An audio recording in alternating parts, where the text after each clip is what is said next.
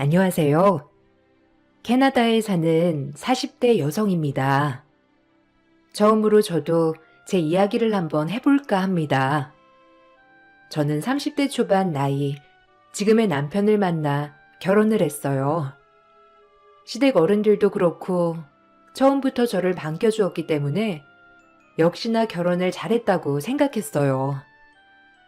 전 결혼 전 작은 뜨개 공방을 운영하고 있었고 남편은 제 뜨개 공방 옆에서 작은 브런치 가게를 운영하고 있었어요. 처음엔 왔다 갔다 인사만 하다가 점점 사랑이 싹트고 결혼을 하게 된 거예요.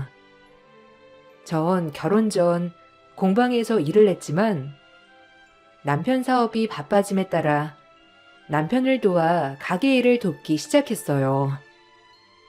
남편이 원하기도 했고 저 역시도 그게 나을 것 같다는 생각이 들었거든요. 결혼 생활은 참 행복했습니다. 다정한 남편, 다정한 시부모님, 무엇 하나 아쉬울 게 없는 결혼 생활이었죠. 하지만 얼마 가지 못했어요. 종철이 오늘 결혼할 사람 데리고 온다는데 일 끝나고 같이 가보자. 아마 병원에서 일한다고 했던 것 같아. 궁금하다. 그러게. 도련님이 어떤 여자를 데리고 올지 나도 궁금하다. 엄청 보수적이어서 눈 진짜 높을 것 같은데.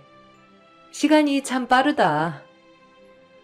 그날은 남편의 동생, 시동생이 결혼할 여자를 데리고 온다고 했던 터라 가게 일을 마치고 다 같이 집으로 향했습니다. 싹싹해 보이는 동서를 보니 마음이 놓이더라고요. 어머님 아버님도 무척이나 좋아해 주셨고요. 그렇게 하하호호 짧은 인사를 마치고 집으로 가려는데 동서가 저에게 살포시 말을 걸더라고요. 저 역시도 내성적이라 쉽게 다가가지 못한 성격인데 동서가 먼저 다가와 주니 조금 고맙기도 하면서 정말 잘 지내봐야겠다고 생각이 들었어요. 그날은 참 고마웠어요.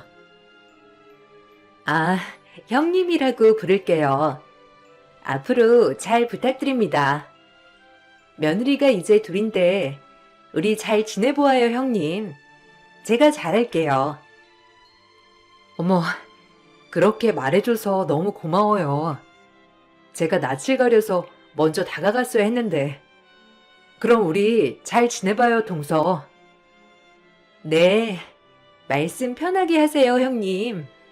나이 차이도 있고 손아래 동서인데 그냥 편하게 해주시면 저도 편할 것 같아요. 어머, 그래, 고마워. 그럼 말 놓을게. 나도 여자 형제가 없어서 동서 같은 사람 있으면 너무 좋지, 동생 같고. 우리 잘 지내보자. 네, 형님. 저도 마찬가지예요. 아주버님 사업이 엄청 잘 된다면서요. 부러워요, 형님. 저도 여유 있게 살고 싶은데.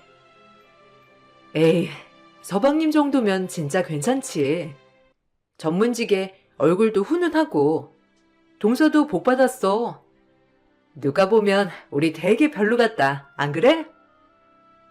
말부터 편하게 하자는 동서의 말에 첫 만남부터 저희는 가까워지게 되었어요. 시댁 부모님도 며느리끼리 잘 지내니 참 보기 좋다고 하셨고요. 그렇게 도련님이 결혼한다고 데리고 온 동서는 제 마음에도 꼭 드는 며느리였어요.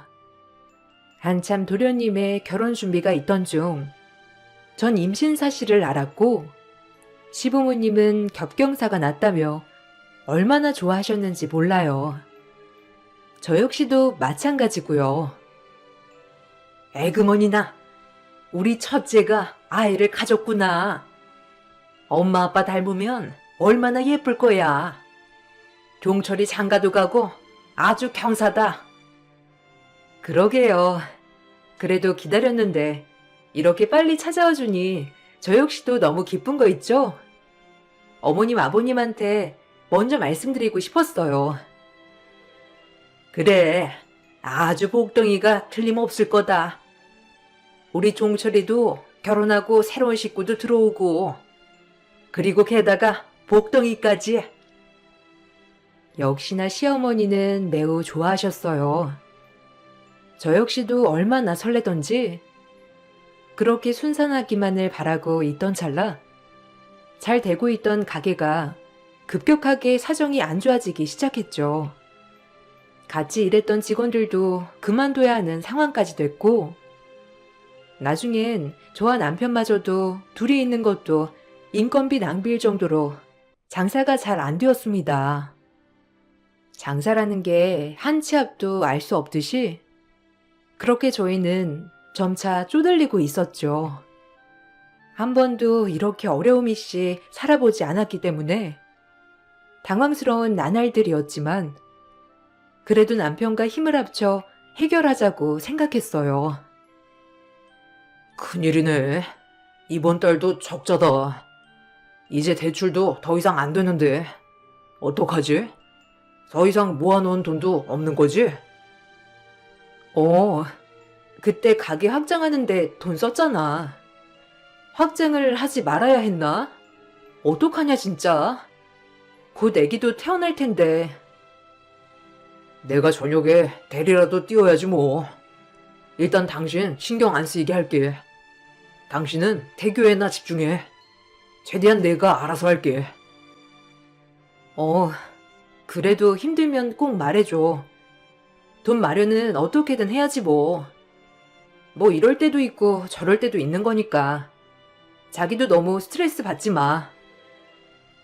가게가 급격하게 기울자 남편은 저녁에 대리운전이라도 한다고 했어요. 제가 옆에서 해줄 건 없고 전 임신한 몸 상태로 집에서 원데이 뜨개질 클래스를 열어 소소하게 용돈을 벌었죠. 공방을 운영할 때 단골 손님들이 꽤 있었기에 원데이 클래스를 많이 관심 가져주었어요. 그나마 용돈은 벌 수 있었는데 문제는 생활비가 도저히 모자랐죠. 가게 대출에 집 대출에 항상 마이너스였거든요. 남편은 그래도 저에게 부담 주지 않으려 최선을 다했습니다. 그렇게 하루하루 쪼들리는 삶을 살 때 도련님의 결혼은 바로 코앞으로 다가오고 있었죠. 도련님 결혼식에 냉장고를 사주려고 했던 터라 고민이 이만저만이 아니었어요. 도련님네 동서는 저희가 엄청 잘 사는 줄 알았기 때문에 기대를 잔뜩 한 눈빛이었고요. 어떻게 말해야 하나 참 고민스러웠어요. 시어머님이 이미 동서에게 말을 해놓은 상태였기 때문에 다른 걸 사줄 수도 없는 상황이 되었던 거죠. 그렇게 곤란한 처지가 되었어요. 너네 형님이 너희 결혼 선물로 신혼집에 냉장고 하나 맞춰준다더라. 아주 큰애가 형님 노를 톡톡히 하지. 어머, 정말요? 안 그러셔도 되는데. 그럼 너무 감사하죠. 형님, 감사해요. 이렇게 큰 거를 해주시다니. 역시 형님. 그래. 혹시 입주는 언제야? 그 시기 맞춰서 냉장고를 해야 하는 거잖아. 그치? 요즘 냉장고가 얼마나 하나? 너무 곤란한 상황이었고, 당장 생활비마저 모자라는 상황에 곤란했어요. 하지만 동서가 어찌나 좋아하는지 차마 못 사준다고 말을 못 하겠더라고요. 이런저런 고민을 안고 남편에게 얘기를 하자 남편은 우리 사정에 어떻게 냉장고를 해주냐며 본인이 말하겠다고 하더라고요. 그래, 지금 일단 상황이 상황이니만큼 지금을 잘 넘기고 다음에 여유될 때 좋은 거 하나 해줘야겠다고 했죠. 그리고 이것이 파국으로 돌아올지는 정말 몰랐어요. 도련님은 괜찮았지만 동서는 이 부분에 있어서 꽤 섭섭해 했거든요. 마음은 고마운데 그건 우리 예전에 사준다는 거잖아. 갑자기 가게가 이렇게 됐는데 어떻게 선물을 사줘? 내가 종철이한테 잘 말해볼게. 아마 그 녀석도 지금 내 상황이 뻔히 이런 거 아니까 이해해 줄 거야. 참나 어머니는 그런 얘기를 하고 그래서. 아, 그래도 마음이 좀 그렇다. 동서 그렇게 좋아하는 거 보니까 차마 입이 안 떨어지던데. 알겠어. 자기가 말 잘해봐. 당연하지. 우리 코가 석자인데. 아휴, 내가 잘못이지. 가게를 더 확장시켜서 이 꼴이 난 것 같네. 당신한테도 미안해. 아니야. 다 잘 살자고 그런 건데. 다시 일어설 수 있을 거야. 그러니까 너무 그렇게 죄책감 갖지 마. 아휴, 속상해라. 결국 저희는 냉장고를 해주지 못하게 되었고, 남편이 도련님에게 잘 얘기를 했다고 하더라고요. 그러고 며칠 후 동서가 저에게 전화가 왔습니다. 처음 들어본 말투로 말이죠. 얼마나 당황스럽던지 본인 할 말만 하고 전화를 끊는 동서를 보며 이게 원래 모습인가? 라고 생각했어요. 그 정도로 예의가 없는 채로 전화가 오더라고요. 얼마나 당황스럽던지. 형님, 저예요. 아니, 종철 씨한테 얘기 들었는데 냉장고 어떻게 된 거예요? 전 형님이 사주시는 줄 알고 이미 친정에다가 다 말해놨는데 갑자기 이러시면 저보고 어떡하라는 거예요? 제가 사달라고 했어요? 형님이 먼저 사주신다면서요. 아, 어이없어. 아, 동서, 미안해. 그렇게 됐어. 사실 우리가 사정이 지금 많이 안 좋거든. 정말 사주곤 싶은데 여유가 없어서 미안해. 다음에 여유 될 때 그때 정말 좋은 거 하나 해줄게. 진짜 미안해. 혹시 냉장고 말고 뭐 필요한 거 있어? 최대한 맞춰볼게. 아, 됐어요. 지금 냉장고가 제일 필요한 거였어요. 아니 그럼 진작 말씀하시지. 종철 씨한테 전화로 따로 얘기하는 건 뭐예요? 약간 호박씨 가는 스타일인가? 앞에선 이러고 뒤에선 저러고. 아무튼 알겠으니까 결혼식에 봬요. 뭐 설마 저한테 한복이나 이런 건 바라는 건 아니죠? 가는 게 있어야 오는 게 있는 건데 무턱대고 저한테 혼수 바라는 건 아니잖아요. 안 그래요? 아, 동서, 지금 화난 건 알겠는데 이게 그렇게 화날 건가? 그리고 말을 왜 그렇게 해? 내가 안 해주고 싶어서 그런 게 아니라 못 해주는 건데. 뭐 동서 입장에선 앞뒤가 다르다고 느껴질 수 있는 부분은 이해해. 그렇다고 이렇게 전화로 따지는 건 좀 아니지 않아? 아, 됐어요. 더 이상 말이 안 통하겠네요. 전화 끊을게요. 형님이랑 참 잘 지낼 줄 알았는데 글렀네요. 그럼 이만. 본인 말만 하고 전화를 끊는 동서를 보며 어이가 없었죠. 이게 그럴 일인가요? 오히려 저였으면 그 집 사정을 먼저 고려했을 건데 참 씁쓸했습니다. 그렇게 전화를 끊고 황당해서 있는데 이번엔 어머님한테 전화가 오더라고요. 엎친 데 덮친 격 어머님은 저에게 냉장고를 사주라며 말을 했죠. 아, 정말 아무도 저희 상황은 이해해주지 않는구나 라고 생각하며 서글펐어요. 원망스럽기도 했고요. 아니, 나다. 둘째한테 들었는데 냉장고 뭐 못 사준다며? 아니 왜? 이왕에 이럴 때 아니면 선물 언제 해본다고? 좀 해주지. 아, 어머님. 지금 상황이 그게 안 돼요. 저희 대출비도 너무 많고 장사가 요새 너무 안 돼서 그럴 여유가 없어요. 그래도 그렇지. 그거 얼마나 한다고 해준다고 했다가 도로 부르니? 그럼 평생 책 잡히는 거야, 너. 아유, 내가 다 나 뜨겁다.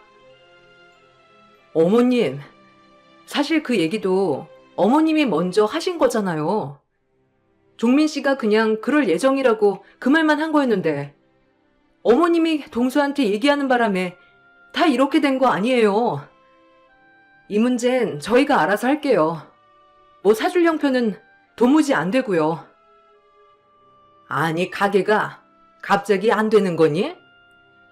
잘 되다가 갑자기 왜 그러니? 아휴, 그래도 냉장고 좀 사주지. 걔 많이 기대한 것 같던데. 어머니, 저희가 여유가 있어서 그런 게 아니잖아요. 오죽하면 저희가 그러겠어요? 지금 생활비도 없는 상태예요. 그래, 다 내가 입을 잘못 놀렸지. 아유, 늙은이가 주책 맞게 입을 잘못 놀려서 원. 이렇게 됐다. 에휴, 끊으마. 제가 이렇게 얘기를 하자 시어머니는 다 자기 잘못이라며 화를 내고 전화를 그냥 끊으셨죠. 정말 힘들었어요. 냉장고 하나 때문에 가족 간에 이런 분란이 날 일인가요? 저희 상황은 조금도 이해해주지 않는 시댁 식구를 보며 정말 이기적이라고 생각이 들었어요. 남편은 신경 쓰지 말라며 대수롭지 않게 여겼지만 전 신경이 쓰일 수밖에 없었죠. 그렇게 골치 아픈 걸 뒤로한 채 시동생의 결혼식이 되었죠. 동서와 전화로 얼굴 붉힌 사건은 있었지만 그래도 최대한 결혼식이니 축하해주자는 마음으로 먼저 가서 웃으며 인사했어요. 어머, 동서, 결혼 축하해. 오늘 너무 예쁘다. 서방님, 결혼 축하드려요. 우리 앞으로 잘 지내보자. 오늘 진짜 빛난다, 동서. 아, 네. 저 지금 화장 수정해야 해서요. 그럼 가볼게요. 그리고 앞으로는 빈말은 안 해주셔도 돼요. 헷갈려서요. 뭐? 아니, 무슨 말을 그렇게 해? 오늘 좋은 날이니까 좋게 지내자. 동서가 아직까지 화내는 이유를 모르겠어, 정말. 화라뇨. 제가 어떻게 화를 내겠어요? 어쨌든 식사 맛있게 하고 가세요. 저 수정하러 가볼게요. 그럼 이만. 뼈가 있는 동서의 말에 순간 머리가 쾅하니 한 대 맞은 것 같았지만 냉장고 때문에 아직도 앙금이 안 풀렸다고 생각하고 말았죠. 그렇게 결혼식이 끝나고 집으로 돌아갔어요. 결혼식이 끝난 뒤 한 번 더 동서에게 경악을 하게 되는 사건이 있었죠. 바로 축의금 문제였어요. 냉장고 이후로 단단히 저를 무시하는 동서였죠. 얼마나 어이가 없던지. 제가 처음 봤던 동서가 맞나 싶었어요. 동서는 알고 보니 뭐든지 돈으로 사람을 재는 사람이었더라고요. 결혼 전 저희 가게가 그래도 꽤 잘 되고 있던 터라 저와 잘 지내고 싶었지만 사정이 여의치 않아지자 동서는 저를 무시하기 시작했죠. 참 손아래 동서한테 돈 가지고 무시당할 줄은 몰랐어요. 어머, 동서, 신혼여행 잘 다녀왔어? 서방님도 얼굴이 더 좋아지셨네요. 역시 신혼이 좋긴 좋은가 봐요. 부럽네요. 아, 형수님은? 와, 이제 배가 제법 임산부 같네요. 형수도 곧 막달이죠? 꼭 순산하실 거예요. 아기 뭐 필요한 거 있으시면 말씀해 주세요. 제가 명색의 작은 아빠인데 뭐라도 하나 해줘야죠. 그 조카가 태어난다니. 에이, 안 해주셔도 돼요. 충분히 마음만 받을게요. 말씀만이라도 감사합니다, 서방님. 서방님도 행복하게 사세요. 선물? 자기는 무슨 선물이야? 참나. 요즘 형님만 애 낳나? 안 그래? 형님도 선물 부담스럽잖아요. 그죠? 반갑게 맞아주는 시동생과는 달리 동서는 찬바람이 쌩쌩 불더라고요. 전 또 왜 저러나 싶었고 주방에서 과일을 깎고 있을 때 그 이유를 알았어요. 바로 축의금이었죠. 동서는 자기 결혼식 식대 가격이 얼마였는지 아냐부터 해서 저를 쪼기 시작했어요. 모든 걸 돈으로 재는 동서. 그리고 저희가 힘들어진 걸 알고는 상종할 필요가 없다는 듯이 구는 태도를 보니 잘 지내야겠다고 생각한 제 자신이 참 멍청하더라고요. 이젠 눈에는 눈, 이에는 이. 이렇게 억울하지 않게 똑같이 대해야겠다고 생각했어요. 아니, 형님. 축의금 잘 받았어요. 좀 놀랐네요. 가방은 샤넬, 신발도 샤넬. 근데 축의금은 꼴랑 50 하셨더라고요. 뭐? 아니, 동서. 무슨 말을 그렇게 해? 아, 어이가 없어가지고. 지난번부터 무슨 나한테 억한 심정이 있나 본데? 왜 그러는 거야, 정말? 아니요, 웃겨서요. 그렇게 명품으로 휘두르고 다니면서 동생 결혼하는데 50이라니. 저희 밥값이 얼마인 줄 아세요? 가격이 중요하구나, 동서한텐. 참 진짜 사람 되게 돈돈거린다.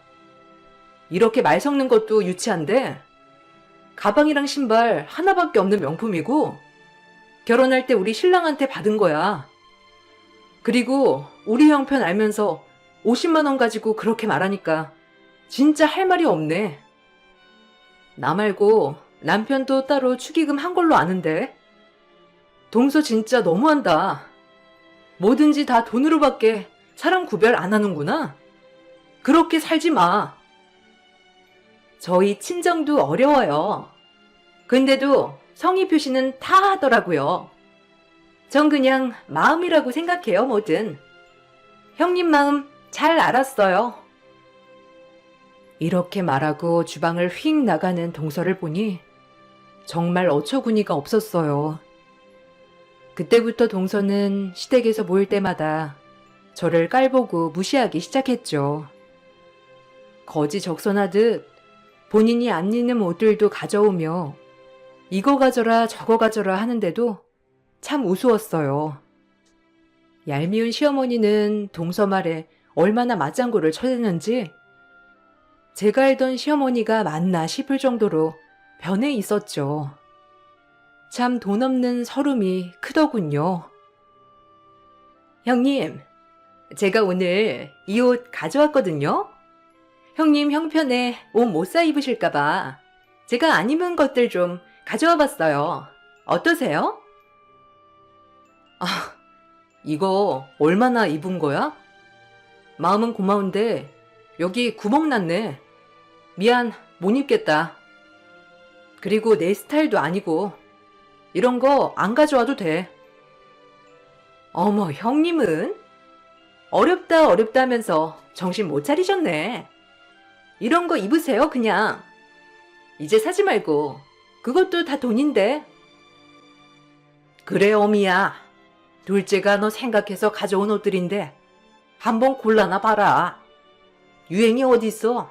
다 돌고 도는 게 유행인데 안 그러냐? 어머님 같으면 입으시겠어요? 동서, 괜찮으니까 안 가져와도 돼.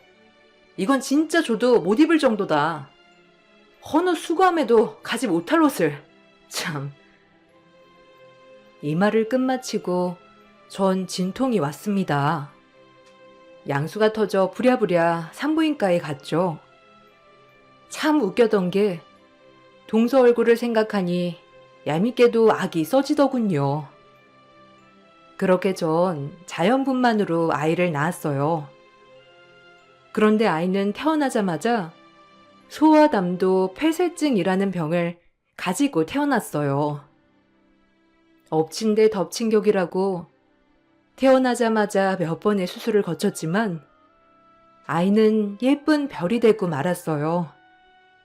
얼마나 상심이 크던지 정말 말로 다 못하는 상황이었죠. 아마 아이를 잃어본 심정이라면 아마 다들 아실 거예요. 정말 사는 게 아니었어요. 언제까지 이렇게 울기만 할 거야? 이제 형편도 좀 나아졌는데 운동도 하고 웃음도 찾고 그러자, 어? 계속 슬퍼만 하면 어떡해? 나 때문이야. 내가 뱃속에서 잘 품지 못해서 그런 거야. 다 내가 죄지. 왜 나를 데려가지? 하필이면 우리 아기를. 그런 말이 어딨어. 그런 소리 할 거면 그만해. 그리고 네가 왜 잘못이야? 그게 그 아이 운명이었던 걸. 잊자. 잘 보내주자. 남편은 절 위로했지만 도저히 전 위로가 되지 않았어요. 그렇게 1년쯤 허망한 세월을 보냈고 전 입양을 결심했죠. 우리 별이 된 아들과 같은 불쌍한 아이를 입양하고 내 힘으로 길러보고 싶었거든요. 그렇게 남편과 합의 후 아이를 입양했습니다. 입양할 때 4살이었지만 아이는 꽤 똑똑했고 밝게 자라주었어요. 다행히 시댁에서도 굉장히 예뻐해 주셨습니다. 저의 슬픔을 알아서 이 아이로 인해 제가 점차 밝아지자 시부모님도 참 좋아해 주셨거든요. 전 입양된 아이가 아닌 정말 제가 품은 자식처럼 키웠어요. 어찌나 똘똘하고 말을 잘 듣던지 아이를 보면 미소가 절로 났어요. 아이를 키우다 보니 죽은 나의 아이가 더 생각이 났지만 그럴수록 지금 아이에게 최선을 다해 사랑을 주었습니다. 없는 형편이었지만 집안 형편이 점점 나아지는 추세였기 때문에 아이 덕분이라고도 생각했고요. 그러던 어느 날 동서네가 이사를 하고 모든 식구들을 초대한 날이 있었어요. 저와 저희 남편 그리고 아이와 이사 선물을 사들고 그 집으로 향했죠. 제가 마음이 한참 아픈 시기였던 터라 동선에는 거의 안 보고 살아서 아이를 입양 후 처음 소개하는 자리였어요. 오랜만에 본 동선은 역시나 얼굴에 심술이 가득했습니다. 어머, 형님, 오랜만이에요. 이게 얼마만이야 도대체? 아, 이 아이가 그 아이? 안녕? 난 작은 엄마란다. 안녕하세요.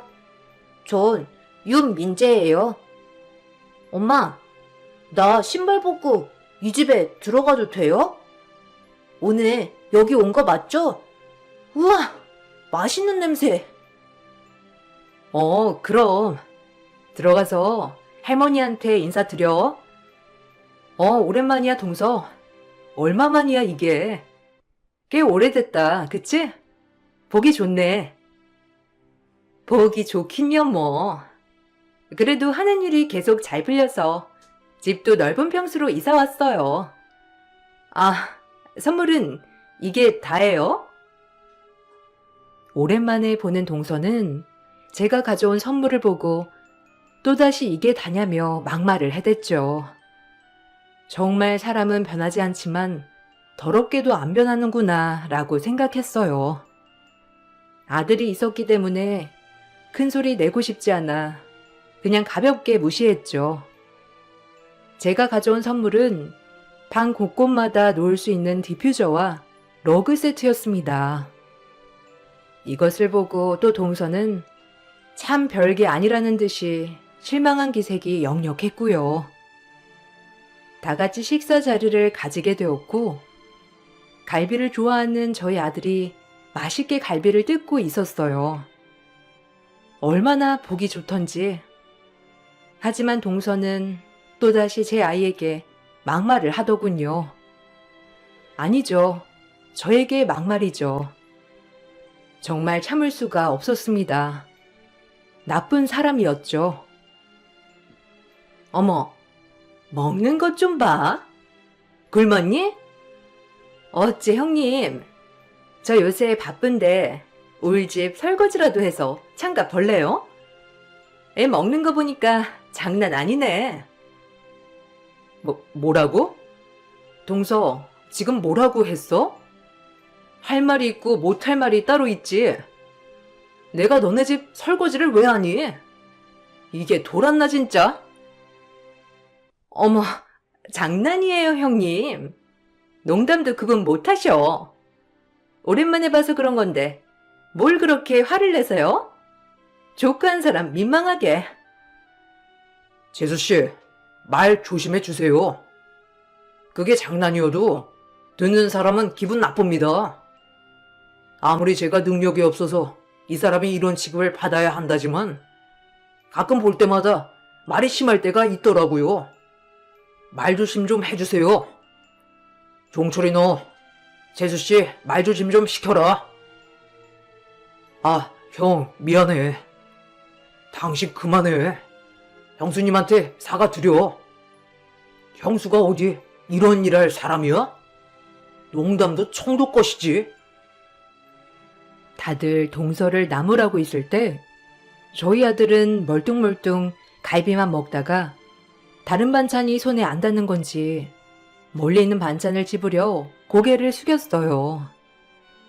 손을 뻗은 찰나 입양 전부터 차고 있던 신분증 목걸이 하나에 눈이 가더라고요. 전 원래도 알고 있던 목걸이였지만 동서는 그 목걸이를 보자마자 사색을 하고 놀라 방으로 들어갔죠. 갑자기 왜 저러나 싶어 당황하긴 저희도 마찬가지였고요. 아니, 여보, 왜 그래? 문 좀 열어봐. 지금 가족들 다 초대하고 갑자기 울면서 방에 들어가는 게 어딨어? 어? 문 열어. 시동생이 아무리 방문을 열라고 해도 문을 열지 않는 동서를 보고 의아하다 생각했고 전 아들 목걸이를 유심히 보았어요. 입양 전부터 증표처럼 하고 있던 이니셜과 전화번호 같은 게 쓰여있는 신분증 목걸이였죠. 아들이 워낙 애착 목걸이처럼 차고 있어서 그냥 그런가 보다 했는데 그 전화번호 뒷자리가 눈에 띄게 낯이 익더라고요. 그날따라. 알고 보니 전화번호 같은 숫자는 동서의 생년월일과 아이의 생년월일이 합쳐져 있는 숫자였죠. 전 순간 조합을 해보고 너무 당황했고 정말 혹시나 하는 마음으로 그날 집에 갈 때 동서의 칫솔을 챙겼어요. 그리고 곧장 집으로 가 아들의 칫솔을 유전자 검사를 맡겼습니다. 얼마나 똥줄이 타던지 기다리는 과정에서도 설마 정말 아닐 거다. 이제 내가 별 미친 짓을 다 하는구나 라고 생각하며 아닐 거라 믿었죠. 하지만 결과는 친자 확률 99.9%였어요. 동서가 낳은 아이가 제가 입양한 아이였습니다. 얼마나 당황스럽고 이런 우연이 있는지 싶었죠. 전 이것을 가지고 바로 동서네로 찾아갔어요. 그리고 동서에게 유전자 감식 결과 종이를 던지고 소리를 냅다 질렀죠. 뻔뻔한 것. 애 버리고 이렇게 쇼하고 사니까 좋니? 네 벌 네가 받은 거야. 네 애가 이렇게 네 앞에 나타날 줄 몰랐지? 형님, 아니 오해예요. 제가 다 설명드릴게요. 그러니까 제발 아무한테도 말씀하지 말아주세요. 네? 제발요 형님. 아니, 말할 거야. 너 돈 때문에 우리 민재 버렸지? 넌 그러고도 남을 인간이잖아. 근데 목걸이는 왜 남겼니? 나중에 찾으려고? 돈밖에 모르는 년인 건 알았는데 애까지 버리는 파렴치한 년인 건 이제 알았다. 진짜 끔찍해. 넌 애 볼 자격도 없어. 알겠어? 실수였어요. 정말 한순간에 생긴 저조차도 어쩔 수 없었고요. 그래도 나중에 혹시라도 후원이라도 해줄까 싶어 목걸이 하나를 만들어 놨던 거고 한순간도 잊은 적 없어요. 제발 비밀로 해주세요. 네? 이제 쥐 죽은 듯 살게요. 정말로요. 아니, 그렇게 못하지. 민재가 무슨 죄니? 그리고 서방님은 끔찍해.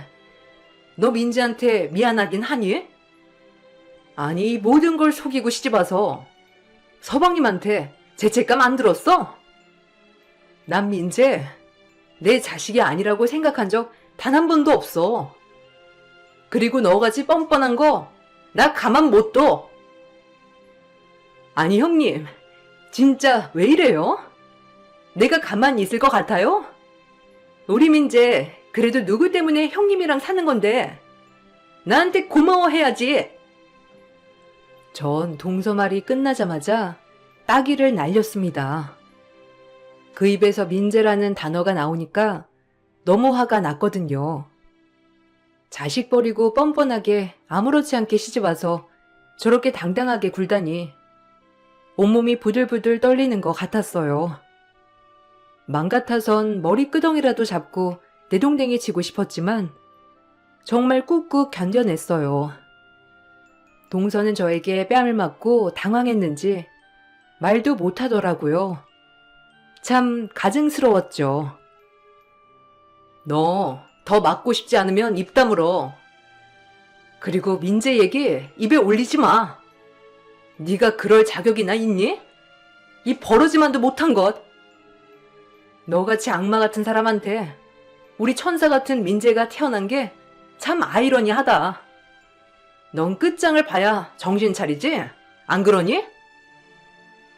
전 이 말을 끝으로 시댁에 곧장 향했고 시어머니에게 유전자 검사 결과를 보여드렸습니다. 시어머니는 놀라 뒤로 자빠지셨고 당장 이혼을 시켜야 한다며 길길이 날뛰었죠. 서방님도 이 사실을 알고 이혼 소송을 걸었고요.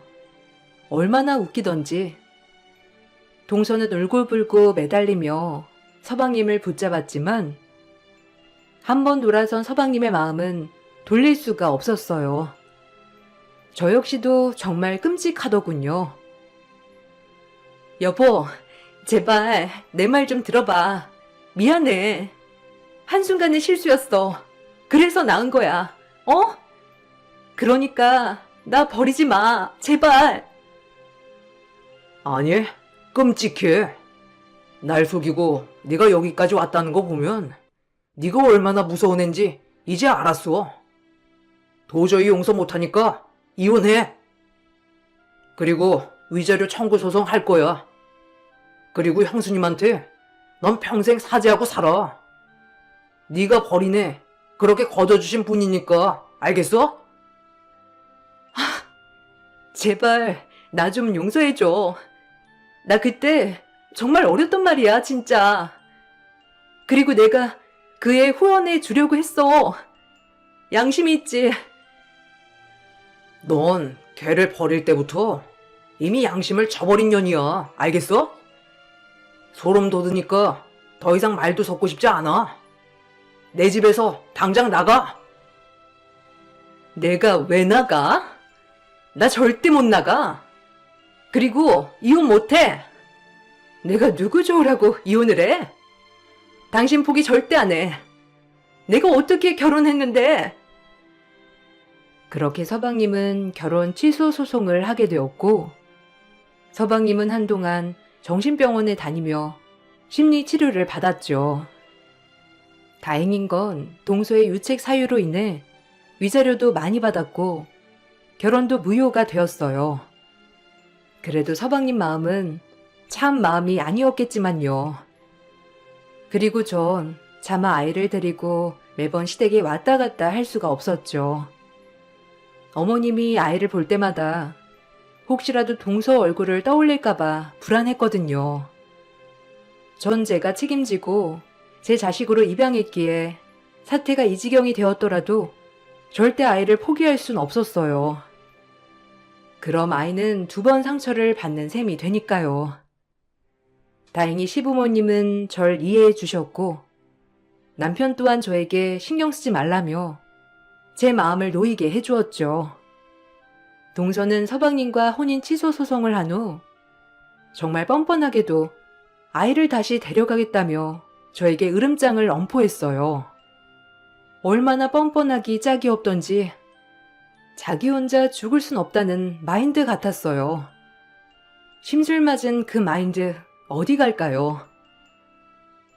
아이, 제가 데려가야겠어요. 이렇게 된 마당에 아이라도 제가 키워야죠. 안 그래요? 남의 손에 어떻게 맡겨? 가뜩이나 형님한테. 미친 거 아니니? 네가 그럴 자격이 있다고 생각해? 절대 안 돼. 넌 내가 소송해서라도 절대 가만 안 둘 줄 알아. 전 소송을 걸었고 다행히도 동서에겐 아이에 대한 모든 권한이 없었습니다. 이미 버렸기 때문이죠. 그리고 전 아이에 대해 접근금지 신청을 걸었고 동서는 서방님에게 줄 위자료와 함께 거의 파산 직전에 이르렀다고 들었어요. 어찌나 저에게 한 번만 사정을 하는지 돈 좀 해달라고요. 정말 믿기시나요? 어찌 그렇게 뻔뻔하던지 웃기더군요. 웃음도 나왔고요. 저 새 출발하게 그럼 돈 좀 해주세요. 이렇게 된 거 다 형님 때문이잖아요. 안 그래요? 그냥 불쌍한 사람 적선한다고 치고 해주세요. 진짜 상대할 가치가 없다. 너 취직하는 데마다 쫓아다니면서 애 버리고 아주 파렴치하게 살고 있다고 떠벌리기 전에 꺼져. 제 말이 무서웠는지 동서는 그 후로 지금까지도 종적을 감췄어요. 참 모진 사람이에요. 자기 아들이 보고 싶지도 않은 걸 보면 확실히 보통 사람은 아니라고 생각이 들었죠. 다행히도 시댁에선 아이가 누구의 아들인지 알면서도 잘 받아주었습니다. 인연이 닿아서 우리 가족이 된 애를 어떻게 내치겠니? 물론 지금이야 생각이 안 날 수가 없겠지만 점차 잊혀지겠지. 나도 민재 우리 손자 아니라고 생각한 적은 없다. 그러니까 어미도 기운 차리고 그만 눈치 봐. 아이고, 참 마음이 약해서 너는. 감사합니다. 그래도 어머님도 힘드실 텐데. 근데 제 아들이에요, 민재, 정말. 제가 잘 키울게요. 감사해요, 어머님. 그래, 우리 아들이니까 눈치 보지 말고 우리가 잘 키워내자. 민재 친부모가 누군지 우린 중요하지 않았잖아. 다행히 저를 지지해주는 식구들 덕분에 아이를 잘 키워냈죠. 그리고 전 지금 제 아들 민재 유학길에 따라 캐나다에 와 있습니다. 이상하게 민재가 저희 집에 선물처럼 온 그날부터 저희 집은 살림살이가 엄청 펴졌어요. 가게도 다시 잘 되고 남편 사업도 점차 확장이 됐죠. 진짜 가난해서 앞길이 안 보이는 날도 있었는데 우리 선물 같은 민재로 인해 이렇게 행복하게 살고 있나 싶은 생각도 들어요. 단 한 번도 제 아들이라고 생각을 안 해본 적이 없기 때문에 지금도 저에게 제 하나밖에 없는 아들입니다. 그런 아들이 커서 벌써 16살이 되었어요. 가끔 속상하게 할 때도 있고 기쁘게 할 때도 있지만 아들을 보고 있으면 얼마나 마음이 따뜻해지는지 몰라요. 남편도 이제 곧 사업을 뒤로하고 캐나다에 잠깐 왔다 가기로 했어요. 그렇게 저희는 세상 단 하나뿐인 가정으로 발돋움하고 있죠. 물론 그때를 생각하면 제 아들도 불쌍하고 그 동서라는 인간을 용서할 순 없지만 그래도 선물 같은 민재가 내 옆에 있게 해주었으니 그냥 이젠 다 털어버렸어요. 정말 사람 앞일은 모르는 것 같다는 말이 딱인 것 같은 요즘입니다. 쓰다 보니 벌써 애가 하교할 시간이에요. 앞으로도 아이를 잘 키워나가며 좋은 생각만 하겠다고 다짐하게 되네요. 글을 쓰며 말이죠. 좋은 엄마가 될 수 있을지 아직도 의문이지만 선물처럼 우리 곁에 온 아이를 위해 최선을 다하는 엄마가 되고 싶어요. 여러분, 제 글 읽어주셔서 정말 감사합니다. 좋은 하루 보내세요.